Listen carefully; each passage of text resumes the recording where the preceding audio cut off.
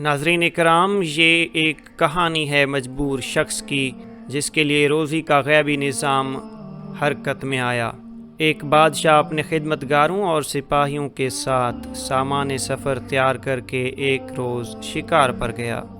جب وہ پہاڑ کے دامن میں پہنچا، دوپہر کا کھانا کھانے دسترخوان پر بیٹھا تو ایک شاہین نے اچانک آ کر اس کے سامنے سے بھنے ہوئے مرغ کو پلک جھپکتے ہی اٹھا لیا اور تیزی سے اڑتا چلا گیا۔ بادشاہ یہ بھنا ہوا مرغ کھانا چاہتا تھا، لیکن وہ دیکھتا کا دیکھتا ہی رہ گیا۔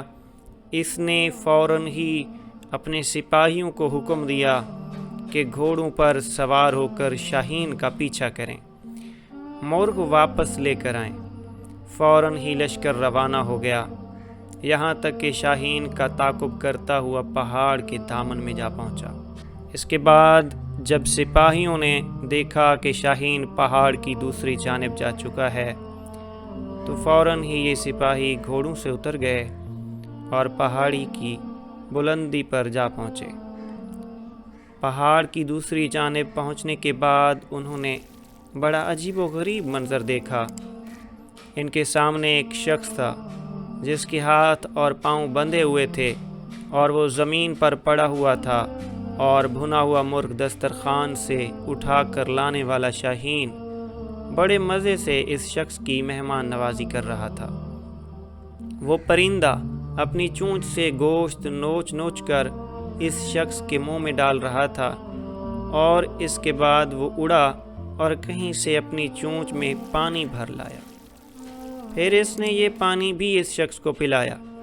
سپاہی اس شخص کے قریب پہنچے اور اس کے ہاتھ پاؤں کھول کر پوچھا کہ یہ کیا ماجرا ہے، تو اس نے سپاہیوں کا شکریہ ادا کرتے ہوئے بتایا، میں ایک تاجر ہوں، تجارت کے سلسلے میں اپنا مال و اسباب لے کر جا رہا تھا کہ اسی راستے میں ڈاکوؤں کا سامنا ہو گیا۔ وہ میرا مال و اسباب لوٹ کر لے گئے ہیں۔ وہ چاہتے تھے کہ مجھے قتل کر دیں، لیکن میں نے ان سے التجا کی کہ وہ مجھے جان سے نہ ماریں۔ وہ کہنے لگے، ہمیں اس بات کا ڈر ہے کہ تم کسی طرح آبادی تک پہنچ جاؤ گے۔ اور اس کے بعد ان لوگوں نے مجھے میرے خچر کو باندھ دیا اور چلے گئے۔ پھر دوسرے دن یہ پرندہ میرے لیے کہیں سے روٹی لے کر آیا، اور آج یہ بھنا ہوا مرغ لے آیا ہے۔ روزانہ 2 مرتبہ یہ پرندہ میری مہمان نوازی کرتا ہے۔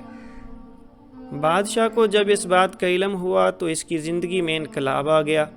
کہنے لگا، افسوس ہے ہم پر کہ ہم ایسے خدا کی خدائی سے غافل ہیں جو اس انداز سے اپنے بندوں کو رزق فراہم کرتا ہے اور اپنا نظام چلاتا ہے۔ یہ کہہ کر بادشاہ نے اپنی حکومت سے کنارہ کشی اختیار کر لی اور اپنے زمانے کا عابد و زاہد شخص بن گیا۔ Subscribe for more videos.